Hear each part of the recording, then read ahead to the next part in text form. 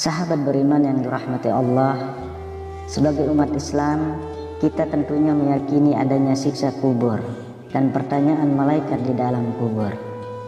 Siksa kubur akan berlaku bagi orang-orang yang memiliki dosa semasa hidup di dunia.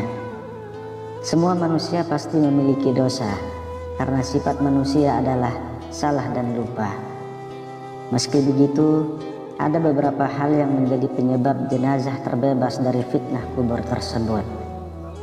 Lantas, apakah penyebab mayit terbebas dari fitnah kubur itu?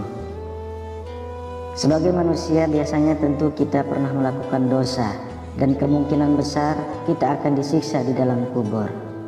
Akan tetapi, kita tidak boleh berputus asa dari rahmat Allah, dan sejak dini untuk terus berdoa kepadanya supaya dibebaskan dari siksa kubur. Imam As-Suyuti menukil dari kitab Ar-Ruh karya Syekh Abu Al-Qasim Asy-Sya'di.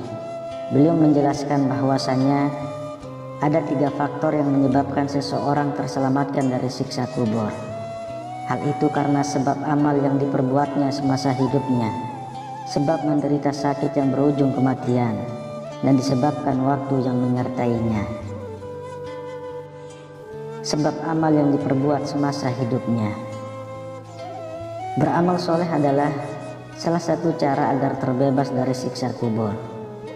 Imam Al-Baihaqi dalam kitab Al-Ahwal memberikan resep sederhana agar terhindar dari azab kubur. Menurutnya, kunci yang bisa menyelamatkan seseorang dari siksa kubur adalah amal soleh yang dikerjakan sepanjang hidup di dunia. Hal ini sebagaimana dijelaskan dalam Al-Quran. Dan barang siapa yang beramal soleh, maka untuk diri mereka sendirilah mereka menyiapkan tempat yang menyenangkan. Quran Surah Ar-Rum ayat 44. Tempat yang menyenangkan dalam ayat ini adalah kediaman yang nyaman di alam barzah. Hal ini berarti orang-orang yang banyak beramal soleh akan terbebas dari fitnah kubur berkat amal yang ia lakukan. Dalam hadis yang diriwayatkan dari Abu Hurairah radhiyallahu anhu disebutkan bahwa ketika mayat telah diletakkan di kuburannya, ia mendengar gesekan sandal handai tolan yang meninggalkannya sendirian. Bila ia orang beriman, maka amalan sholat akan berada di atas kepalanya, puasa ada di sebelah kanannya, dan zakat ada di samping kirinya. Sedangkan amalan lainnya seperti sedekah, silaturahim, dan perbuatan baik ada di sekitar kedua kakinya. Masing-masing akan menjadi saksi dan pelindung baginya. Sebab menderita sakit yang berujung kematian. Seseorang yang menderita sakit kemudian berujung kepada kematian bisa menjadi sebab terbebasnya mayit dari siksa di alam kubur, dengan syarat penderita harus ikhlas dan tidak mengeluh terhadap cobaan yang sedang dideritanya. Hal ini sebagaimana dijelaskan dalam sebuah hadis. Pernah aku duduk bersama Sulaiman bin Surad dan Khalid bin Urfutah. Mereka menuturkan, pernah ada seseorang yang meninggal karena penyakit di dalam perutnya. Keduanya berkeinginan menyaksikan jenazah orang tersebut. Salah seorang dari mereka berkata kepada yang lainnya, bukankah Rasulullah Shallallahu Alaihi Wasallam pernah bersabda, siapa saja yang meninggal karena sakit perutnya, maka dia tidak akan disiksa di dalam kubur.